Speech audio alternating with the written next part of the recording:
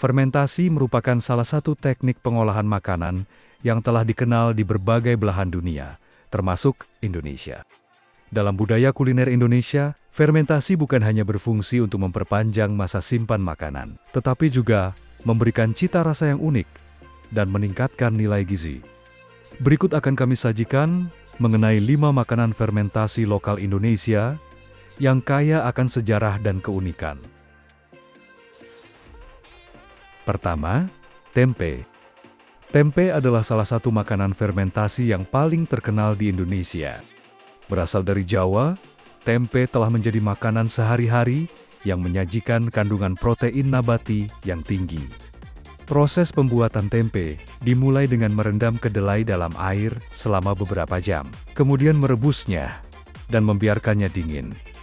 Setelah itu, kedelai yang sudah direbus dibumbui dengan ragi tempe Rhizopus oligosporus dan dibungkus dalam daun pisang atau plastik sebelum akhirnya dibiarkan fermentasi selama sekitar 24 hingga 36 jam pada suhu ruangan.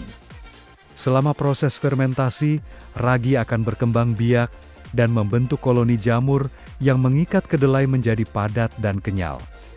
Tempe kaya akan protein, serat, serta berbagai vitamin dan mineral yang bermanfaat bagi tubuh. Keunggulannya dibandingkan dengan bahan makanan lain adalah tingkat ketersediaan protein yang lebih tinggi karena proses fermentasi membuat kedelai lebih mudah dicerna oleh tubuh manusia. Tempe juga memiliki kandungan probiotik yang baik untuk kesehatan pencernaan. Dengan tekstur yang padat dan rasa yang khas, tempe bisa dimasak dengan berbagai cara, seperti digoreng, dibakar, atau dimasak dalam kuah santan. Kedua, tahu. Tahu merupakan salah satu produk fermentasi kedelai yang sangat populer di Indonesia, meskipun cara pembuatannya sedikit berbeda dengan tempe. Tahu biasanya terbuat dari sari kedelai yang difermentasi menggunakan koagulan, seperti garam magnesium atau asam asetat. Proses pembuatan tahu dimulai dengan merebus kedelai, lalu menggilingnya untuk mendapatkan sari kedelai. Sari kedelai ini kemudian dipisahkan dari ampasnya dan dibiarkan mengendap menggunakan koagulan, menghasilkan tahu yang lembut dan kenyal. Tahu memiliki tekstur yang lebih halus dan lembut dibandingkan tempe, serta rasa yang lebih netral. Tahu banyak digunakan dalam berbagai hidangan, mulai dari tumis, gorengan, hingga sup.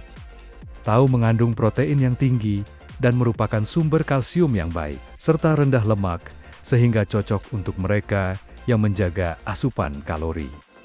Selain itu, tahu juga memiliki kandungan isoflavon yang bermanfaat untuk kesehatan jantung dan mencegah osteoporosis. Ketiga, tape tepung fermentasi beras atau singkong. Tape adalah makanan fermentasi tradisional yang berasal dari beras ketan atau singkong yang difermentasi dengan bantuan ragi. Tape yang terbuat dari singkong disebut tape singkong, sedangkan tape yang terbuat dari beras ketan disebut tape ketan. Proses pembuatan tape dimulai dengan merebus singkong atau beras ketan hingga matang, lalu didinginkan. Setelah itu, ragi yang disebut ragi tape ditaburkan ke atas bahan yang telah dingin dan dibiarkan dalam wadah tertutup selama beberapa hari hingga fermentasi berlangsung. Tape memiliki rasa yang manis dan sedikit asam, tergantung pada lama fermentasinya. Proses fermentasi ini menghasilkan alkohol dalam jumlah kecil yang memberikan sensasi rasa yang unik pada tape. Tape sering dijadikan sebagai makanan penutup atau camilan, namun juga dapat dijadikan bahan baku untuk membuat minuman, seperti tapai. Selain rasanya yang khas, tape juga memiliki manfaat bagi pencernaan karena mengandung probiotik dari proses fermentasi yang membantu keseimbangan flora usus. Keempat, oncom.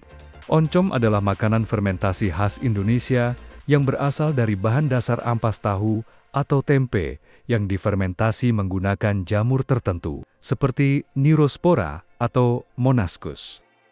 Proses pembuatan oncom dimulai dengan pengolahan ampas tahu atau tempe yang telah difermentasi, lalu ditambahkan dengan inokulum jamur tertentu. Selama proses fermentasi, jamur tersebut akan berkembang biak dan menghasilkan oncom yang padat, berwarna merah atau hitam, dengan aroma khas. Oncom memiliki tekstur yang lebih kasar dibandingkan tempe, namun tetap kenyal dan padat. Rasanya cenderung lebih kuat, sedikit asam dan gurih. Oncom dapat dimasak dengan berbagai cara, seperti digoreng, dipanggang, atau dibuat menjadi sambal oncom. Oncom kaya akan protein nabati, serat, serta vitamin B yang mendukung kesehatan tubuh, terutama kesehatan kulit dan pencernaan. Makanan ini sangat populer di Jawa Barat dan menjadi bahan utama dalam hidangan, seperti peuyem, oncom pedas manis, dan lontong oncom. Kelima, keripik tempe fermentasi. Keripik tempe fermentasi adalah salah satu inovasi dalam pemanfaatan tempe yang dibuat dengan cara mengiris tempe tipis-tipis dan menggorengnya hingga menjadi keripik renyah. Sebelum digoreng, tempe ini difermentasi terlebih dahulu untuk meningkatkan rasa dan teksturnya.